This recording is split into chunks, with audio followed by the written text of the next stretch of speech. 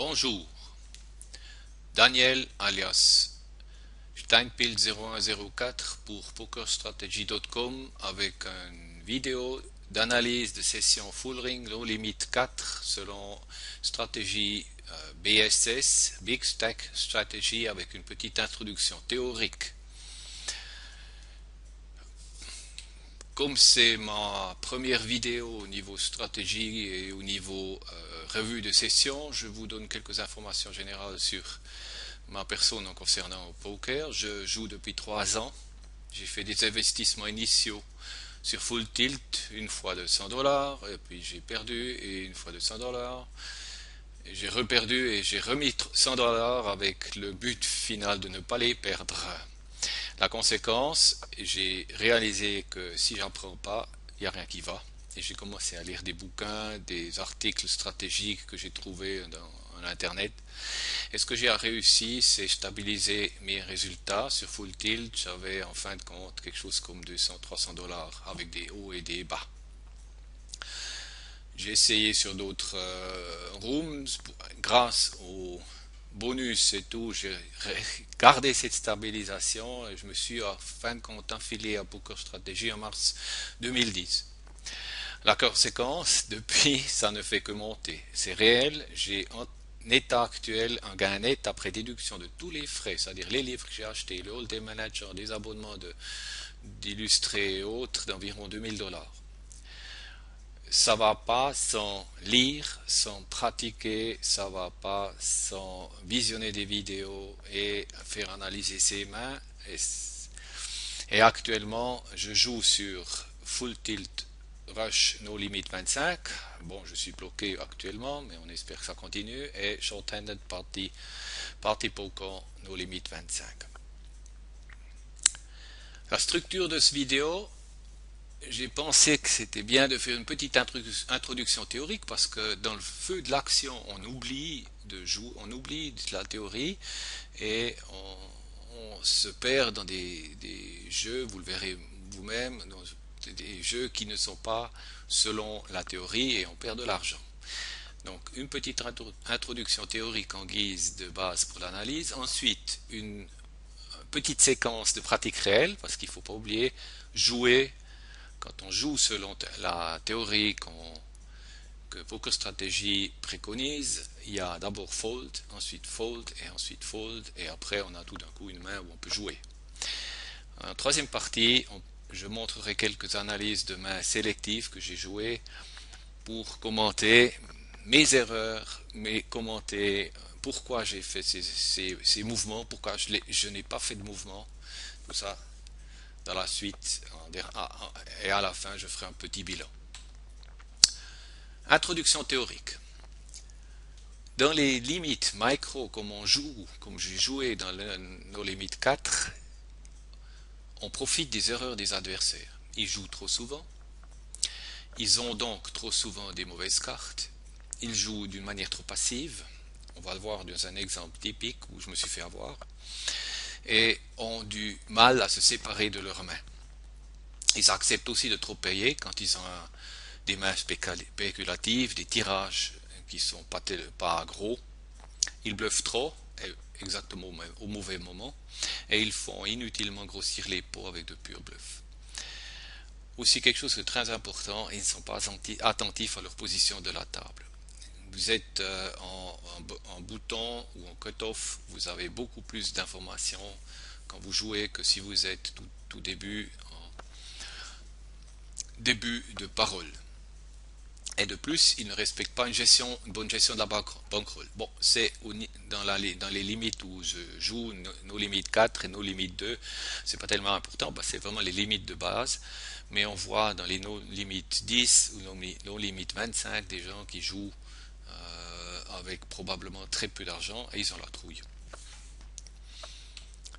Notre comportement, à l'opposé, on ne joue que des bonnes cartes triées sur le volet. Vous avez certainement lu l'introduction et vous connaissez la Starting Hand Chart, cette liste de cartes qu'on joue selon la position est la base primordiale. De plus, on joue agressivement, c'est-à-dire on attaque et on colle que dans les cas spéciaux qu'on peut expliquer. Il n'y a pas de remords de se coucher immédiatement quand les cartes ne correspondent pas à ce qu'on a et quand la situation n'est absolument plus profitable. On ne bluffe peu et seulement dans les situations qui s'y prêtent. Je crois que j'ai deux exemples. Et il faut surtout pas bluffer dans les groupes. Donc si on bluffe, on essaie de bluffer, on parle de semi-bluff éventuellement, mais pas de bluff pur. Et surtout, il faut adapter votre jeu aux soins de votre position à la table. Et c'est clair, respectez les règles de la bankroll. Ne jouez pas no limit 10 quand vous avez 50 $ sur votre compte, parce que no limit 10, en 5 fois, vous avez tout perdu. Avec 50 $, vous commencez no limit 2, vous avez un certain potentiel, vous rentrez avec 2 $ ou 2 €, et puis vous avez des réserves, parce que la variance dans le jeu est quand même grande. Donc votre principe, vous jouez tight, c'est-à-dire serré, c'est-à-dire vous jouez peu de mains. Quand vous les jouez agressivement, et surtout vous jouez en position. Pour commencer, quand on joue, on se basant, parce que c'est toujours difficile de savoir quelles sont les cartes au début qu'on doit jouer, quand on n'est pas encore on n'a pas tellement la pratique, on se base sur la starting hand chart. Dans le jeu que je vous présenterai, je me suis en principe basé dessus. J'ai fait quelques exceptions, c'est dû un peu à la pratique que j'ai et un certain risque. Mais en principe, la base, c'est la starting hand chart. Si vous déviez de la starting hand chart, vous devez avoir une bonne raison pour la faire. Votre lance, 4 fois le big blind. S'il n'y a personne qui s'est mis, qu'il n'y a pas de caller, et s'il y a des callers, vous rajoutez chaque fois par caller un big blind. Concrètement, nos limites 4, c'est 400 steam, donc 4 x 4 ça fait 16, plus 1 caller 20, etc. Une fois que le flop est apparu, vous évaluez la situation. Vous avez une main ou vous n'avez pas. Si vous avez une main, c'est un monstre, un brelan, une quinte, un full house même, ou un carré, un tirage faible, un tirage fort. Vous avez seulement des cartes supérieures au flop, par exemple il y a 3, 5, 8, et vous avez roi dame. Et vous regardez, comme vous êtes en principe en position, que font les adversaires avant que vous puissiez jouer. Une fois que c'est votre tour, en principe vous avez attaqué, c'est à vous de miser. En principe, parce qu'il y a des exceptions, il y en a qui font ce qu'on appelle les donk bets, et il faut évaluer qu'est-ce qu'on fait dans un cas où il y a une mise avant votre tour. Vous misez pour deux raisons en fait, pour la valeur, dite value bet, quand on a un monstre, un tirage fort, et pour bluffer, mais comme déjà dit, évitez bluff pur dans ses limites, parce que les gens qui collent, ils ont quelque chose. Ça vaut la peine de réfléchir, quand on a un bon tirage, de faire des semi-bluffs, c'est-à-dire on n'a pas encore une main faite, mais on a la possibilité, on a des chances de se faire la main, et en plus on a ce qu'on appelle fold equity, la chance que l'adversaire se couche même s'il a des meilleures cartes. Ce qu'il faut faire avant de faire un bluff ou un semi-bluff, évaluer les cartes du flop, chance que le bluff réussira. Un flop connecté est plus mauvais qu'un flop pas connecté par exemple, et là je vous renvoie aux articles stratégiques à ce sujet. Alors maintenant, on va faire un petit saut dans la pratique réelle. Elle est exprimée par le VPIP. 20%, ça veut dire on ne joue que 20% des mains. On se couche 4 fois sur 5, c'est-à-dire fold, fold, fold. Et PFR, proche du VPIP, on est agressif. C'est-à-dire les statistiques, je ne sais pas exactement ce que j'avais dans cette session, mais je pense que c'est dans l'ordre de 18, 14, 18 pour le VPIP, 14 pour le PFR, c'est quelque chose de normal sur un full ring à ce niveau. Et ce qui est important, on joue beaucoup plus de mains quand on est proche et sur le bouton.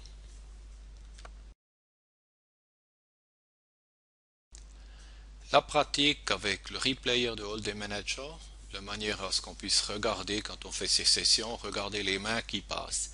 La pratique, comme je l'avais dit avant, c'est fold, fold, fold. Première main, Q4, logiquement fold. Prochaine main, 9-10, en première position, fold. La prochaine main, 3J, fold.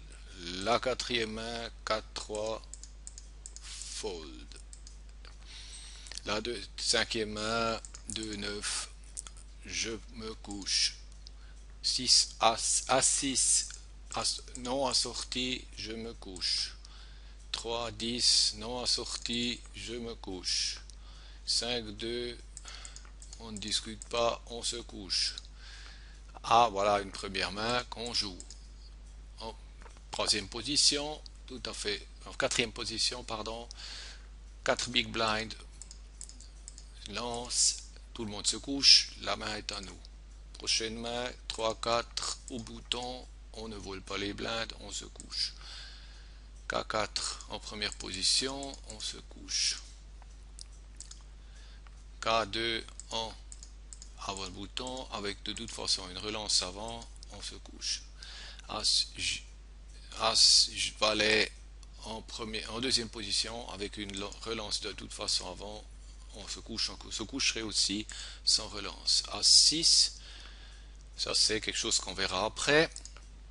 Q5, on se couche. K6, on se couche. Rien que pour vous montrer que la plupart du temps on se couche, on ne joue pas et il n'y a qu'entre deux des mains qu'on va jouer. Ça c'est la pratique réelle et puis il ne faut pas tomber dans la tentation de jouer plus. Vous voyez les statistiques que j'ai, c'est 632 mains sur nos limites 4. J'ai un VPIP de 20%, une main sur 5, comme je l'avais dit avant.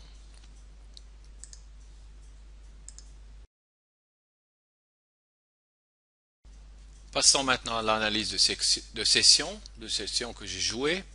Je vais vous montrer 12 mains avec le but d'analyser les mains jouées pour trouver les leaks en anglais, pour dire, enfin, ce qui veut dire erreur de jeu. C'est quelque chose qu'on fait normalement, on se sélectionne quelques mains qui ont bien marché ou qui ont mal marché et on les regarde et on essaie de les analyser pour améliorer son jeu. Dans la vidéo, j'ai encore repris 2-3 mains intéressantes qui étaient jouées entre adversaires où j'étais pas concerné. C'est intéressant pour voir comment les autres jouent.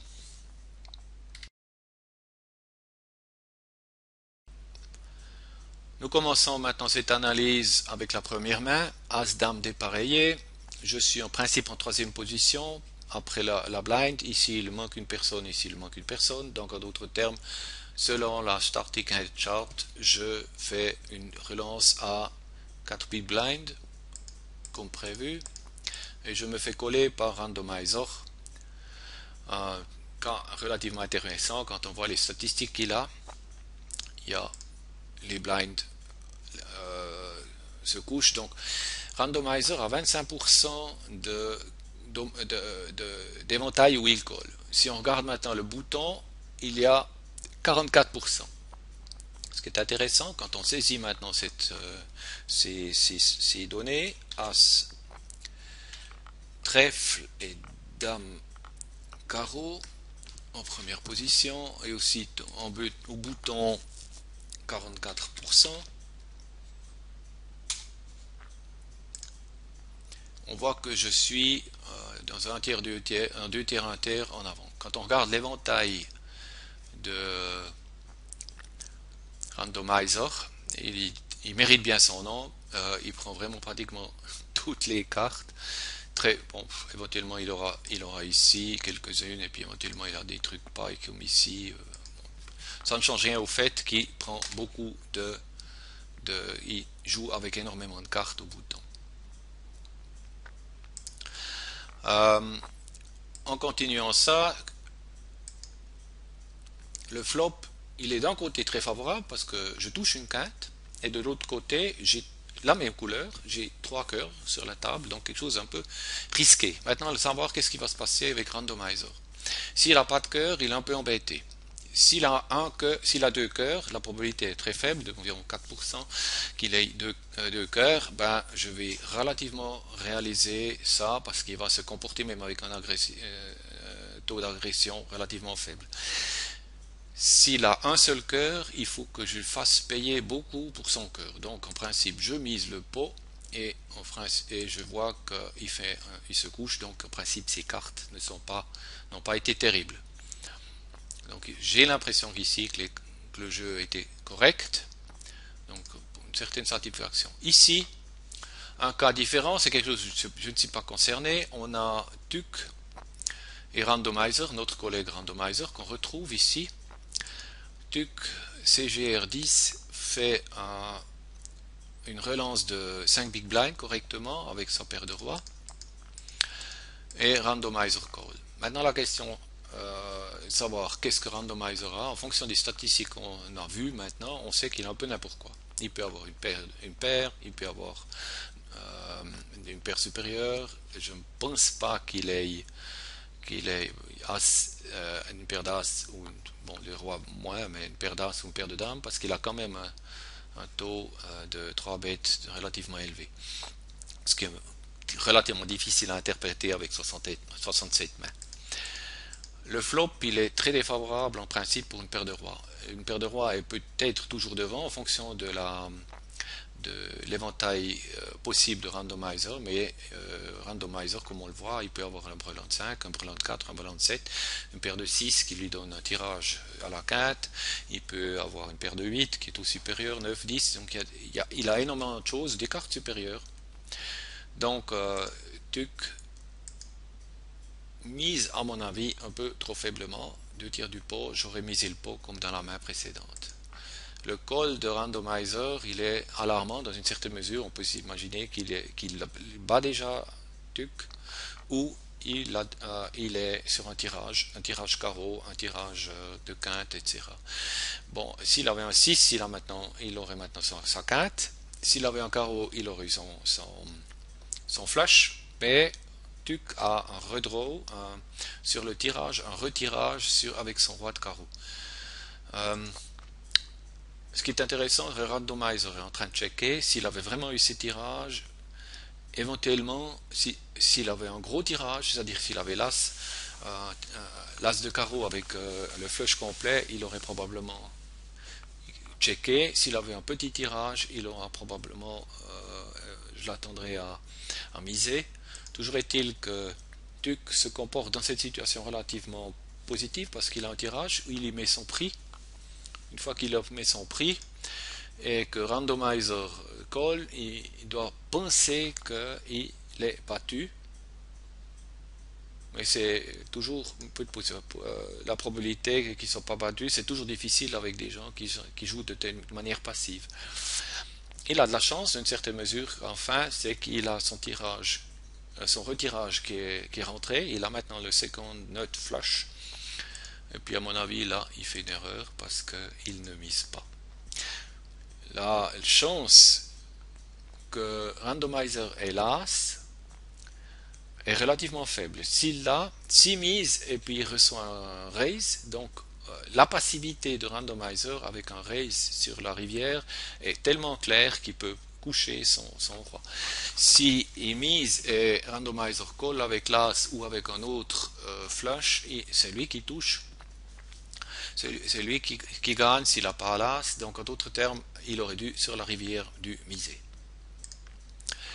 Une petite main intéressante pour démontrer que ça vaut la peine de voler les blinds. Quand on a As-6 suité, selon la starting hand chart, il faut lancer. Je lance à 3 big blind puis à 4 big blind.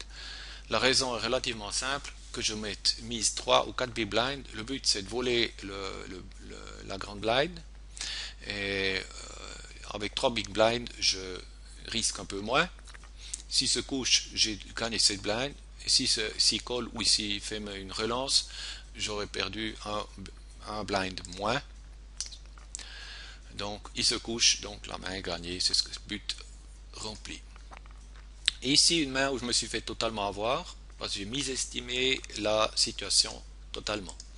PPP Sam avec 38 moins et des statistiques de 53-14 se colle la situation. Alors, comme il a 14 de lance, je lui donne pas as roi, as dame, je lui donne pas dame, une paire de dames, paire de roi ou une paire d'as. Je lui donne un petit as, éventuellement des cartes suitées, parce qu'il prend un peu n'importe quoi, c'est un peu le même cas que Randomizer avant. Je lui donne un peu n'importe quoi. Donc, avec ce call, je devrais l'isoler, c'est ce que je n'ai pas fait. Ça, c'est l'erreur primordiale que j'ai fait en fonction de cette situation. En l'ayant isolé, je pense qu'il aurait fait un re-raise. En tout cas, s'il aurait collé après, je serais en tout cas plus informé sur la situation où je suis. Ici, avec mon call, qui est une erreur à mon avis primordiale, je me suis lancé dans un truc qui m'a fait perdre beaucoup d'argent. Car au flop, je reçois un as, en le mettant toujours sur un petit as ou éventuellement sur un tirage carreau, ou éventuellement il peut avoir 10-10, paire de 10, paire de 9, paire de 8, paire de 7, paire de 6. C'est difficile à dire. Comme il est relativement agressif, je colle en me disant je suis dans la majeure partie en avant, devant lui. C'est aussi une de mes estimations, comme on le voit à la citation. Le deuxième as sur le board est naturellement le coup final, parce que là je pars du principe que je suis en avant, je le fais miser, je lui donne une relance et il colle la relance, je lui donne toujours le petit as, jamais as dame ou as roi, et là il colle et j'ai perdu plus de 2 $. Le son ici, pré-flop, une relance pour information, pour isoler. Je suis hors de position, c'est difficile. Et puis après, si vraiment j'ai après la relance, je me fais avoir ici, j'aurai peut-être une estimation autre en lui donnant peut-être as-dame et un as plus fort, as-8, as-9, et puis je me serais couché plus tôt. Ici, une situation à la big blind avec une paire de 9. La paire de 9 est bon, est beaucoup trop bonne pour simplement checker. Je relance 5 big blind comme un l'impair, un caller plus les 4 big blind. Et Petros call, donc ça c'est aussi une typique calling station comme on dit, qui fait extrêmement peu de relance, de lance pré-flop, qui peut avoir n'importe quoi. Avec ce flop, je me vois toujours devant, avant Ed Petros, avec tout son éventail qu'il a. Je lance 2 tiers de pot. Comme il colle, il doit avoir quelque chose. Je ne sais pas exactement où il est. Est-ce qu'il a une 10, un petit 10? Il faut que j'aie de l'information. J'ai l'impression ici que la bloc bet et la bet pour information que je fais, la mise pour information d'un demi-pot, près d'un demi-pot, me suffit pour savoir s'il en est. S'il colle de nouveau à la turn, je pars du principe qu'à la rivière, je vais faire un check. Comme il se couche, j'ai eu de la chance, il a probablement pas de bonnes cartes, il a simplement voulu savoir si j'étais conséquent. Ici, une autre main qui a très bien joué en ma faveur. Ballering fait une mise du double de la blind, c'est quelque chose qu'on ne devrait pas faire. Il a probablement fait parce qu'il a des as, puis il voulait quand même avoir quelqu'un qui vienne avec pour qu'il ait plus d'argent. Au vu de sa cave ici, je pars du principe que j'aurais de toute façon collé, même s'il a été à 4 big blind. J'ai collé en espérant que la big blind suit, ce qu'elle a aussi fait. Si je touche mon brelan, je gagne encore plus. Comme ça arrive de temps en temps, une fois sur 7, je touche mon brelan, le meilleur brelan qu'on puisse avoir. J'ai les nuts, comme on dit. Maintenant, il s'agit d'avoir tout sur le tapis. Je fais un check et c'est intéressant, c'est le nuts break fait une mise en donk. Donc en principe, je pars du principe qu'il n'a pas d'excellente carte, mais il a touché quelque chose. Ou bien il a une paire de 9, ou il a une paire de 7, une paire de 6, éventuellement une paire de 5, éventuellement tirage As-2, As-4, As-3, quelque chose de ce type-là. Il peut, avec ses 29%, avoir relativement beaucoup de choses. Notre collègue Ballerink fait une mini-raise et il semble qu'il aime faire le double. Et maintenant, comme je veux avoir des ronds sur la table, je fais une relance. Elle est peut-être relativement grande, ma relance, mais dans la situation actuelle, j'aimerais avoir tout tapis et puis il faut que je fasse gonfler le pot. Alors, ou bien il y a quelqu'un qui suit et j'ai de la chance, c'est ce qui se passe, Ballerink suit, et où le Ballerink était au bluff avec As-Roi, il ne suivrait pas. Il suit, la dame m'inquiète pas trop,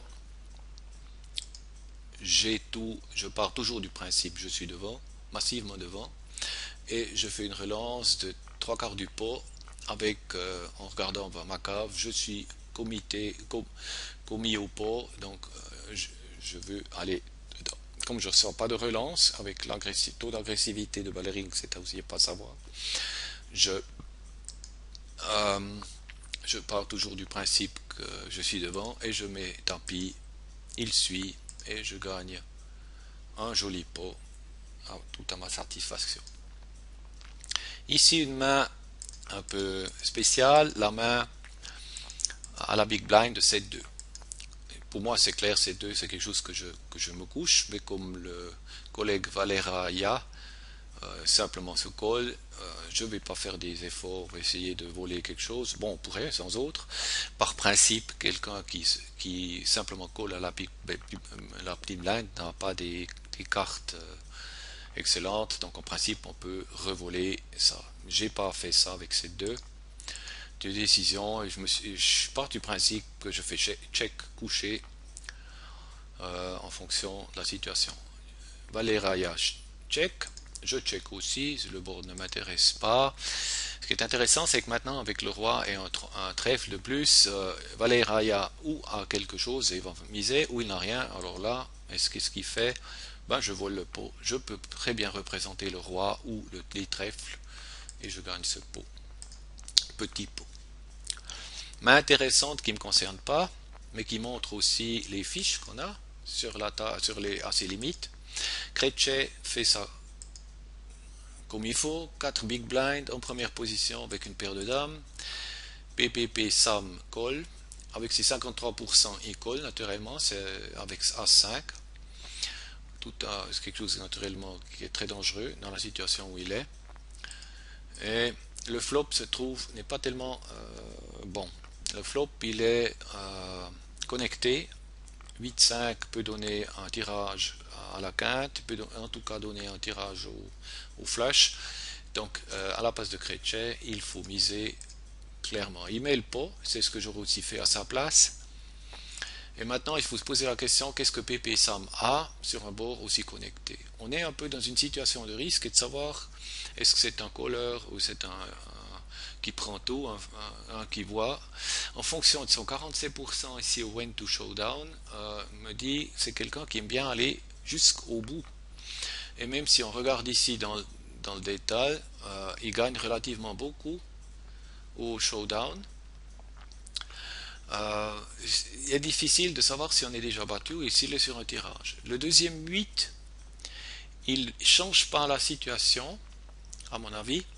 Il fait simplement la situation un peu plus dangereuse. C'est-à-dire, s'il a un 8, il nous a battu, et ça on va le voir. Il est relativement agressif, donc on peut s'attendre à une relance.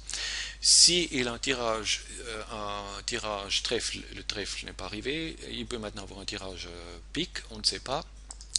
À la place de Krejci, il ne devrait pas checker. Là, j'aurais fait une mise, parce que garder le pot bas, c'est quelque chose que je ne risquais pas. Et c'est ce qui arrive, c'est que maintenant le tirage de trèfle arrive. Alors Krejci se trouve dans un peu une situation critique. La mise de PPP Sam, c'est naturellement le tirage, puisqu'il a collé. Ça peut être un bluff, ça peut être une paire de 8, ça peut être n'importe quoi. Ça peut être aussi quelque chose de moins bon qu'une paire de dames. Et le Krejci est maintenant dans une situation très difficile pour faire un call. Il a fait le call, il a eu du bol à mon avis. Il aurait dû, à mon avis, miser à la turn. Passons maintenant à la main suivante. La main qui démontre qu'il faut tirer le son, surtout quand on a avec As-Roi, euh, qu'une main qui doit s'améliorer pour qu'on puisse gagner sûrement. Donc en principe, Stamodur fait un raise avec As-7, discutable en cette position, en fait il l'a fait, et Amel 26 a seulement collé avec As-Roi. À sa place, j'aurais fait un 3 bêtes. Pour isoler, j'ai quand même une main très forte avant le flop. Il ne l'a pas fait, et ça a des conséquences, parce que il se trouve dans la situation que Samodur a touché, top pair, top kicker, bon avec un paire petite, et lui n'a absolument rien. Donc en principe, Samodur lance le pot, et Amamel colle. En principe, déjà à cause des hôtes,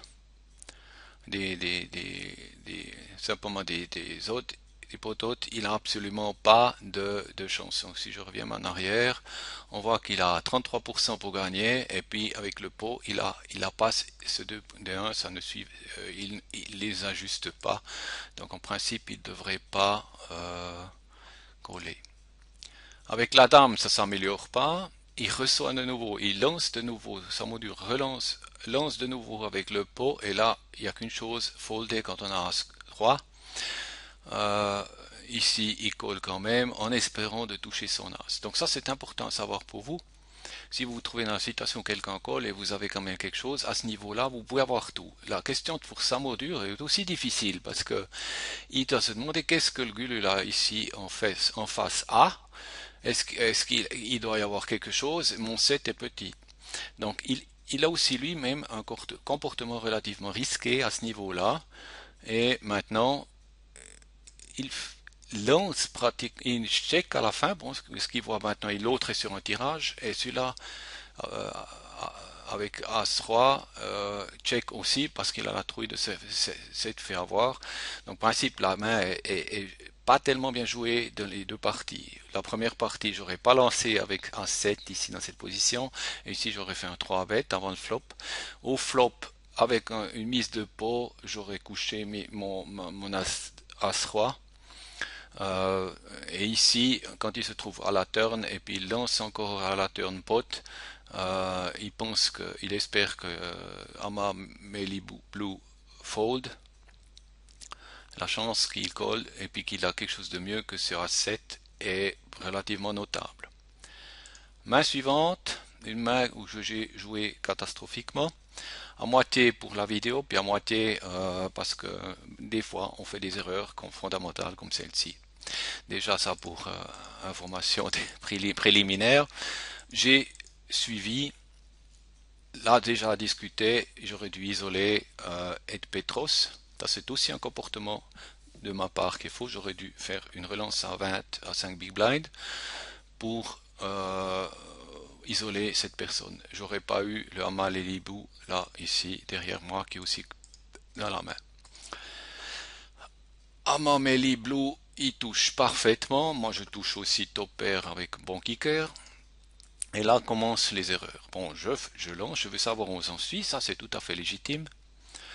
À discuter si le 0,16 ou 0,20, ça c'est relativement égal. Et je reçois une relance. Là, en principe, toutes les alarmes devraient être là. J'ai avec mon top pair probablement je suis déjà battu, donc c'est quelque chose à voir, parce que dans l'éventail qu'il y a, avec les chiffres que j'ai ici, c'est un peu difficile de savoir où il en est. Mais le comportement, même s'il est un peu agressif ici, le comportement est relativement clair. Alors ici, ça c'est la première erreur, ici se coucher. Bon, on peut faire des erreurs, mais si on fait une deuxième erreur, comme ici, je partais du principe que j'étais devant, et je me fais lancer par un demi-pot, et je colle. Je passe sur le principe check-call. Et puis comme les cartes ici sont relativement basses, en fait je ne bats qu'un bluff. Et puis en venant ici avec ces 82 centimes que je colle, je me fais bien avoir et j'ai perdu 1,57 $. J'aurais pu perdre un peu moins, quelque chose comme 20-25 centimes pour et ça c'est quelque chose qu'on sent à la fin quand on a joué une session. Une autre main, j'en ai encore deux. Euh, j'ai trois callers avant moi. Selon la règle, 4 big blind plus 3, ça fait 7 big blind, 0,28. Et simplement pour montrer que dans cette situation, on isole, on se trouve tout d'un coup plus qu'à un adversaire. C'est Chase Charlie qui colle ma relance. Je pars du principe avec cet as sur le board que je suis devant. Je lance trois quarts du pot pratiquement et il fold, donc chose idéale. Dernière carte. Ça pour démontrer que il y a des situations où il faut coucher as droit. J'ai as roi, je lance, collé par Creche et collé par Chase Charlie. Le board est très défavorable pour moi. J'ai rien touché. Au vu de la situation, Creche a touché idéalement et Chase Charlie pense qu'il est devant. Donc je fais une conti-bet pour savoir où je suis. Je reçois un caller, Creche, et une relance relativement grosse de de Chase Chacha et une relance relativement grosse de Creche. Avec cette relance relativement grosse, il n'y a qu'une chose à faire, il faut se coucher et voir comment ça continue. Chase Cha pensait être devant, donc il relance en principe tapis, Creche call et personne, rien n'aide, les deux outs que Chase Charlie avait ne sont pas venus et Creche a fait un excellent tapis. Bien, après toutes ces mains, je vais faire rapidement un bilan de mon jeu. J'ai joué 145 mains sur 4 tables. Ça m'a donné 39 minutes que j'ai joué et j'ai un gain effectif de 2,44 $. Ce qui est en fait pas mal pour un no limit 4 pour 39 minutes de jeu. Mais il faut voir aussi les choses contraires. Dû aux erreurs que j'ai reconnues et que j'ai vues, j'ai à peu près pu gagner 2 $ de plus. Donc en principe, il faut toujours voir que même si on a un gain, ça ne veut pas dire qu'on a bien joué. Il faut aussi analyser le total, les bonnes mains où on a eu du bol, les bonnes mains où on a eu du débol, les mains qui ont vraiment été mal jouées. C'est un travail très important. Je vous remercie de votre attention. Daniel alias Steinfield 0104 pour pokerstrategy.com.